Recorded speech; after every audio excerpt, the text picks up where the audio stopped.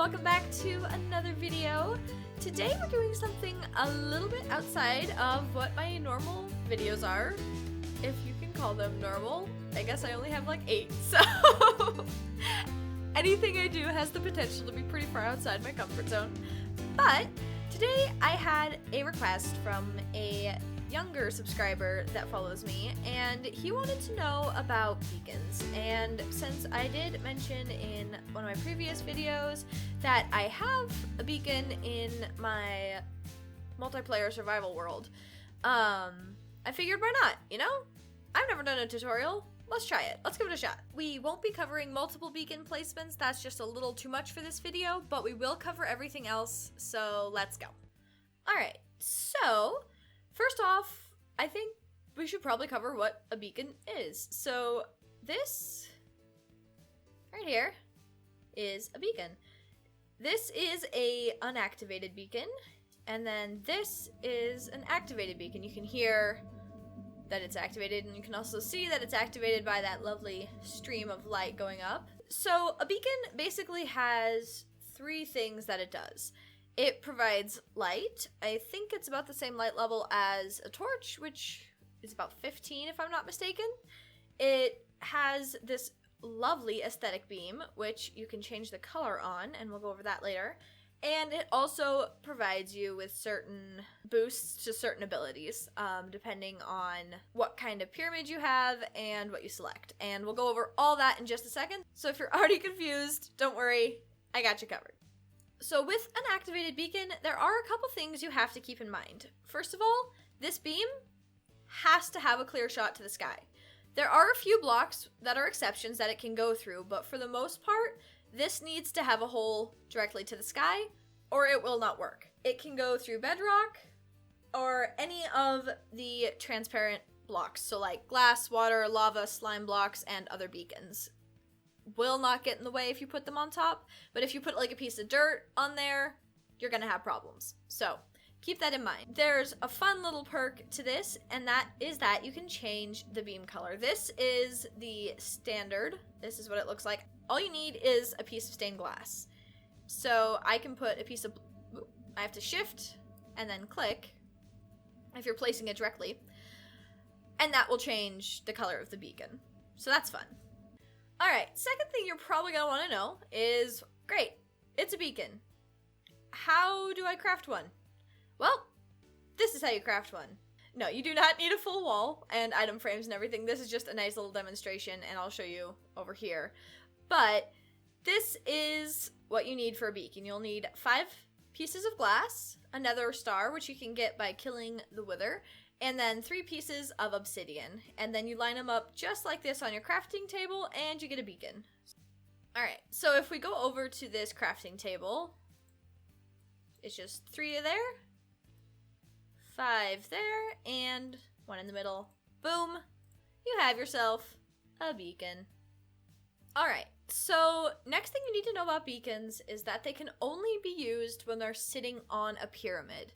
And how tall your pyramid is will define what kind of powers you can get from your beacon. And you can make your pyramid out of a couple different things. You can make it out of iron blocks, diamond blocks, emerald blocks, or gold blocks. And obviously, yes, these do have to be in block form, but you can use any one of these 4 or any combination of these 4. So if you have like 4 gold blocks and the rest are all iron, you can totally do that. In fact, that's what mine's made up out of in my SMP. Alright, so let's take a look at the different heights of pyramids and then the effects that each one gives. Alright, so this is the most basic pyramid that you can do. This is 3 by 3. All of the pyramids are going to be an odd number, and you're going to sit the beacon right in the middle on the top. So if you do a 3 by 3 pyramid, it'll activate it, and you can select either speed 1 or haste 1. And each of these powers has 2 levels. So there's the first level, which is okay, and there's a second level, which is better. And again, we'll go over that later. The second level you can have is going to be over here. It is a 5 by 5 on the bottom, and then a 3 by 3 on top with the beacon, again, sitting neatly on top there. This one also gives you haste 1 or speed 1, but you can also choose resistance 1 or jump boost 1. And then we get to the third tier of pyramid, and this one is a 7x7 on the bottom, 5x5 in the middle, and a 3x3 on top, with the beacon, again, right there. And then this one unlocks strength as well. Alright, and then we get to the creme de la creme of beacon pyramids. It is the best that you can do. If you're gonna have a beacon, in my humble opinion, you might as well just do this. You might as well go all the way. So this one not only unlocks all of those that we talked about before, haste, speed, 1, resistance, jump boost, whatever, it also unlocks the second level. So if you select strength, you can do either strength 1 or strength 2, or you can do strength 1 and regeneration. It also unlocks regeneration for you, so that's really nice. It gives you a secondary power. And all of this is really self-explanatory. If you set up a beacon, it has these lovely little graphics. So it'll tell you what each pyramid level will give you. So that's pretty self-explanatory, not super difficult. Basically, if you want the best you can get for whatever power you're choosing, you're gonna want to do a full beacon, which is 9 on the bottom, 7, 5, 3, and then beacon on top. And these do all have to be complete. They can't be hollow, so all of this is solid. You can't just, no hollow pyramids. None of that here. And then this pyramid I just set up to show you that yes, you can in fact do whatever combination of blocks that you'd like, and it will still work as long as it's one of the 4 that I mentioned before: iron, diamond, emerald, or gold. So totally up to you which one you use. Honestly, iron's really easy to get, so is gold. It's not used for a lot. Diamond, if you really want to flex, or emerald, go right ahead, but unless you're in creative, they're not super pragmatic. Now that you have your beacon, you've crafted it, you've beat the wither, you've set up this lovely pyramid over here, now what do? Well, now you have to activate it. So in order to activate a beacon, you're going to need one of these 4 items. And just be aware that every time you break or move a beacon, you will have to reactivate it. If you want to change the power on it, you have to reactivate it. You can use either an iron ingot, a diamond, an emerald, or a gold ingot. Any of those will work just fine, and they will all give you the full range of superpower effects. It doesn't matter. So, whichever one you have the most of is honestly probably the easiest to do. So let's say you have your diamonds, and you have your beacon, you have your pyramid. How do you activate it? It's super, super easy. You go up, you right-click on it, and you put 1 diamond or gold or iron or emerald, whatever, in the slot and pick your power. So I have a full pyramid here, so I can pick any of these powers and any of these powers, and it'll start. So just to show it off for you real quick, we have speed. So we'll do speed, and then we can select another one over here since we have a full pyramid. We'll do speed 2. Done. And it should kick in pretty instantly. Yep, there it is. So you'll notice up in the top right corner that it has a little thing. Yep, you'll see I'm moving faster too. So you'll notice a little icon in the top right corner, and that will tell you what effect you have active right now, and that's super helpful. If you wanted to change it, you don't have to break your beacon. You can just go in, put another diamond in, and change the power. Or let's change it to jump, that one's fun. And then you just click this little green check mark, and it'll change. And you'll notice for a couple seconds, the icons will be both. So if you go here, they're timed. The beacon refreshes every 15 seconds, I want to say. So as long as you're within range, which is something we'll cover towards the end, it will refresh every 15 seconds. You'll never run out of it. Don't worry. See, it'll go down to 13 and then jump back up to 16 seconds. But you will have a bit of an overlap of effects going for you when you do that. One last thing to mention is if you have a 4 pyramid beacon, you have the option to do regeneration as well. So you can do jump boost 1 and regeneration. You can do any of these plus regeneration, or any of these plus their second level. You can't do haste and jump 2 though. That's not how that works. So I think it's pretty self-explanatory, but I just wanted to make sure you guys knew that you could do one of these and regeneration, or one of these at their second level. Those are your 2 options if you have a full beacon. All right, so we covered the basics, and as promised, I was going to tell you about the superpowers. So I have set up little demonstrations, as you can see behind me, for each of these superpowers. We'll get into each of them in a second. The first one is speed. So speed is pretty self-explanatory. Most of them are really, but speed makes you move faster. In a second, I'll put up the comparisons with red wool being no boost, yellow wool being speed 1, and green wool being speed 2.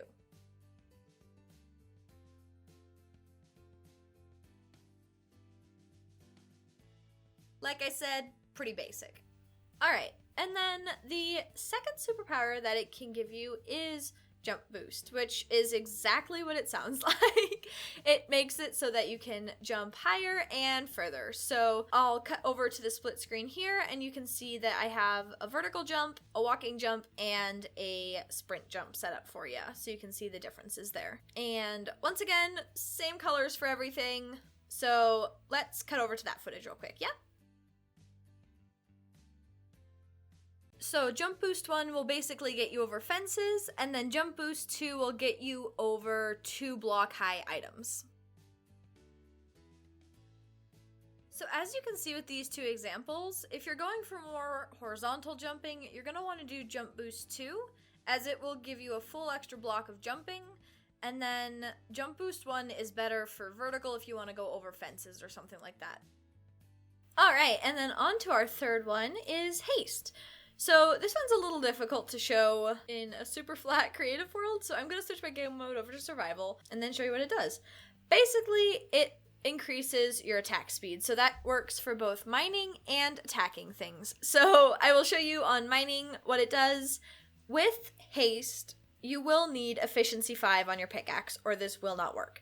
So just keep that in mind. If you have haste and haste 2 on there and you're not getting instant mining, check your pickaxe, make sure it has efficiency 5. I'm pretty sure any pickaxe with efficiency 5 will work, but I'm going to be using a diamond one just because. So we're in survival. I have my basic unenchanted diamond pickaxe. The beacon has not yet been activated, and this is about how fast I mine. There you go. Not super thrilling. That's with efficiency, so it's pretty close to instant mining with efficiency 5 already, but if we take it to haste 2, I'm gonna skip haste 1 just because, honestly, there's not much of a difference there. But if we take it up to haste 2,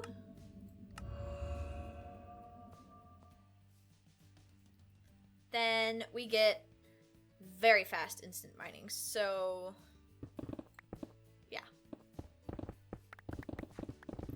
it's really fun. Yeah.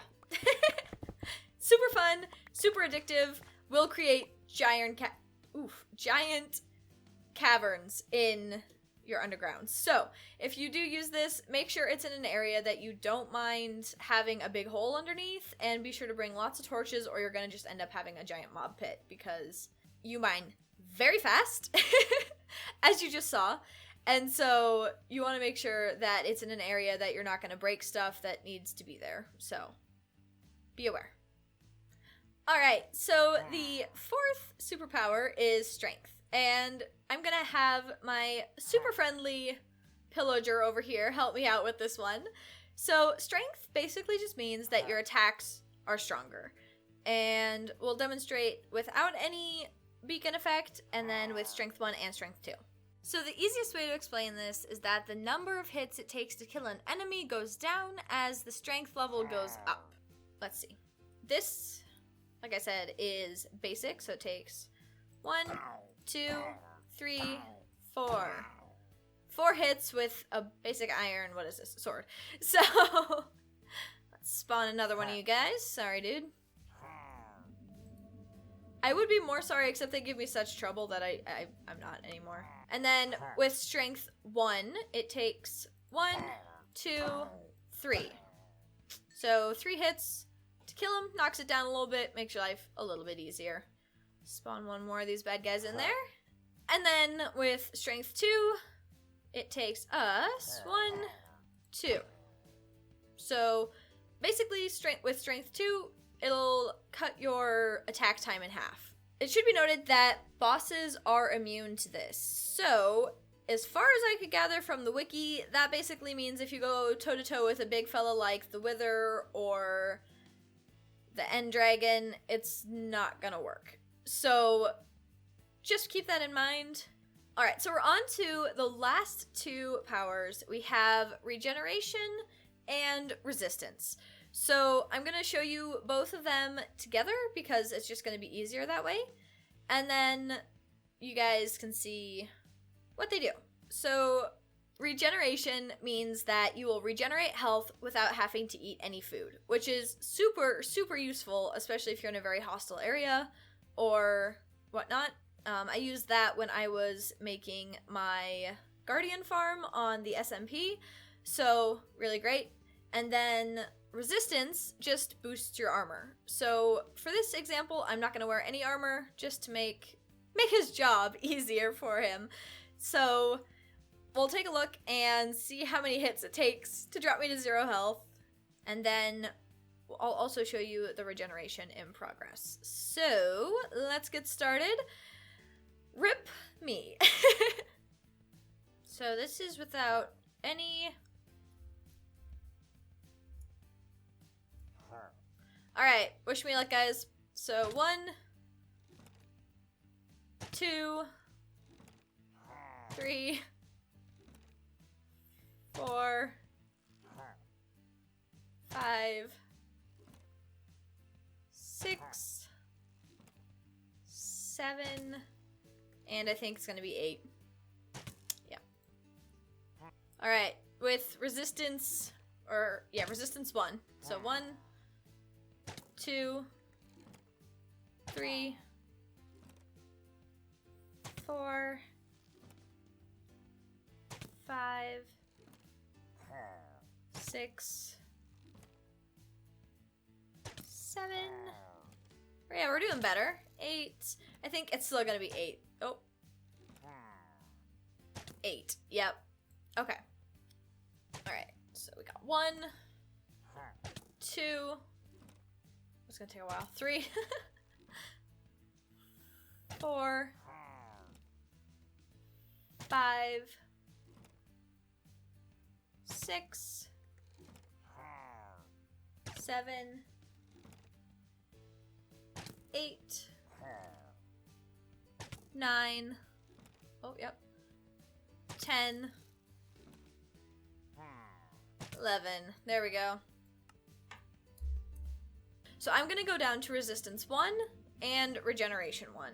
So we're going to go down here, let this guy drop me down to about half health, and then I'll show you guys what the regeneration looks like. So give me a second here. So we're down to about half health. We're going to kill him real quick. Whoop, hopefully. All right. And then you can see down here at the bottom bar that my hearts are jumping, and that's how you know you have regeneration. That and the icon in the top left corner. So this is, and my health is slowly regenerating even though I obviously have some hunger and I'm not eating anything right now. And this will work even if you're really hungry. So if you're low on food, that's a really good option. Or if, again, you're in a hostile area, having Resistance 1 and Regeneration on, super effective, super helpful, especially if you have full armor. It's gonna make your life a lot easier, especially if you have multiple mobs attacking you. Oof.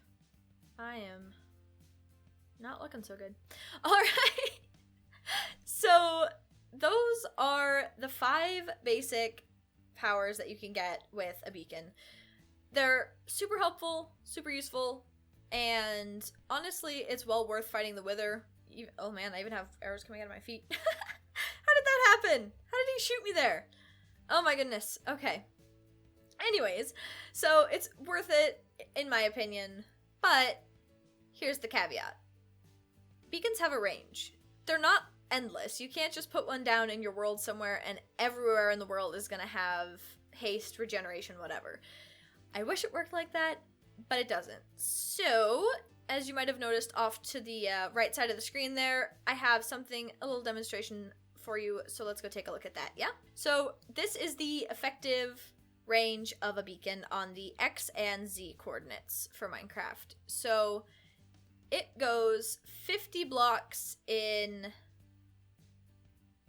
either direction, and then it also goes 50 blocks downwards. So anything within this radius, you'll have the effects active. If you go outside this radius, they will time out, they will not be active. So that's something to keep in mind.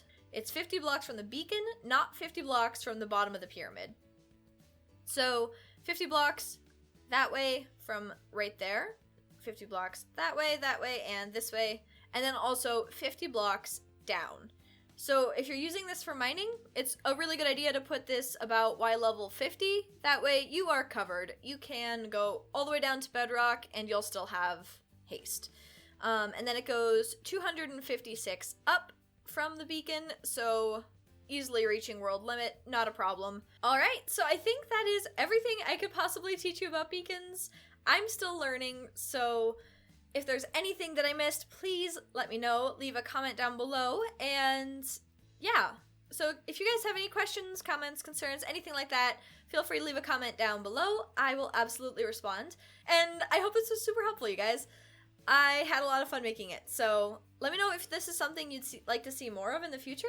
And then also, I should have another building video uploaded later this week. So until I see you guys next time, have a wonderful day and a great week. Bye!